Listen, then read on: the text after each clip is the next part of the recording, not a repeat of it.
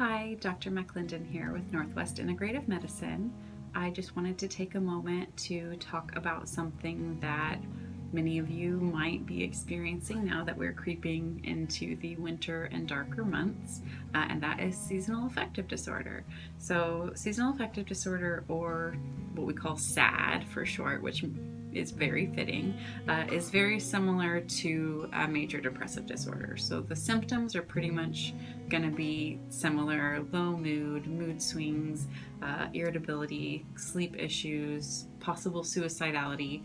However, those symptoms are pretty much just regulated to the winter months. So this is also known as the winter blues, and has for the longest time thought to have been pretty much associated with the lack of sunlight that happens in those winter months, as you are at a higher risk for it the further from the equator that you live.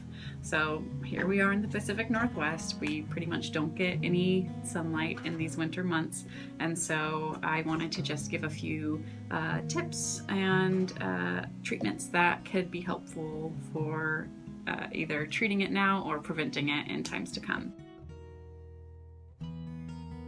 So, without further ado, the first thing, which kind of maybe seems like the most obvious thing, is light therapy.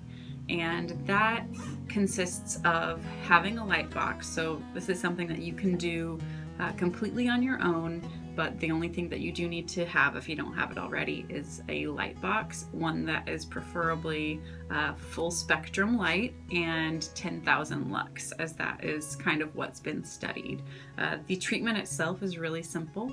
It's 30 minutes a day with the light box sat somewhere above the level of your eyes so that the light wavelengths are actually coming and hitting the back of your retina, as that is what the sunshine would do were it out.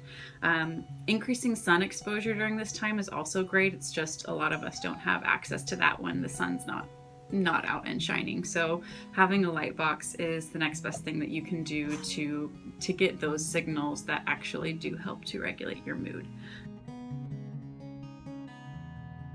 Another thing that is helpful that has been studied as effective as some antidepressants, which the light therapy has also been studied against antidepressants and been shown to be as effective. But the other thing is cognitive behavioral therapy, or CBT for short. So that does require that you have a professional kind of guide you through that, who's trained in it, but it can be really beneficial if it's something that you know that you suffer from every year. Having a therapist on hand that you can go to during those months and really have them for support and do some cognitive behavioral therapy and maybe help you get through these winter blues. So another herb that is beneficial during this time is St. John's wort, and it has been studied to be pretty effective for mild to moderate depression. Now, this is an herb that does have a few medication interactions, so if you are on medications, then you should talk to a physician before starting this. But if you're not on medications and would like to try kind of a lower intervention first, then this is a wonderful herb for you to try.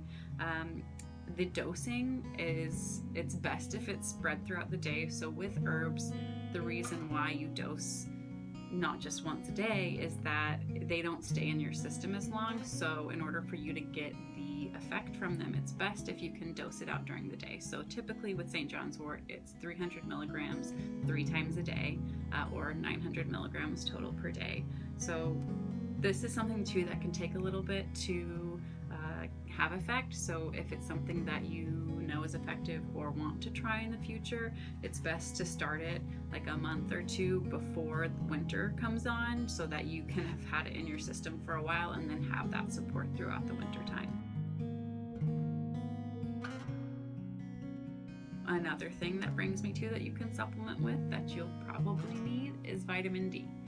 So studies are kind of mixed on whether this is directly effective for seasonal affective disorder, but it is something that most people are low in here in the Pacific Northwest in particular, and so supplementing with it through the winter time is already a recommendation that I give to most of my patients anyways that live out here.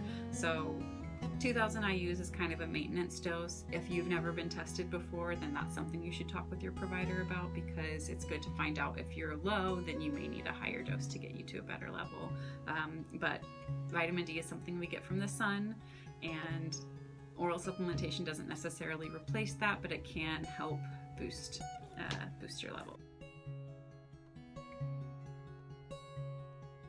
My last pointer is not my favorite, and why I've saved it for last, but it is super important, and that is physical activity. So there are so many studies on how regular aerobic activity impacts mood, impacts sleep, impacts anxiety, and there have been studies specifically for seasonal affective disorder showing that regular exercise, about 30 minutes a day, can have beneficial impact on mood and help to boost that through the winter months. So maybe something here can be beneficial for you.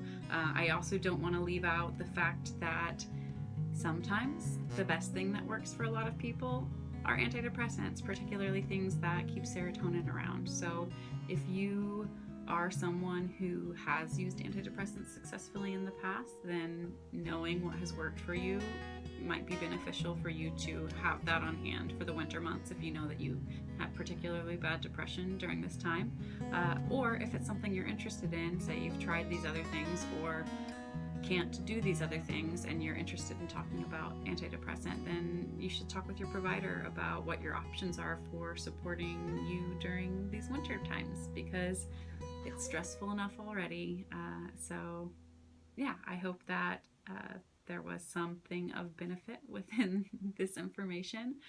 If you want to talk about this further, you can always book an appointment with me, and I would be happy to go into detail about what we could do for your individual case.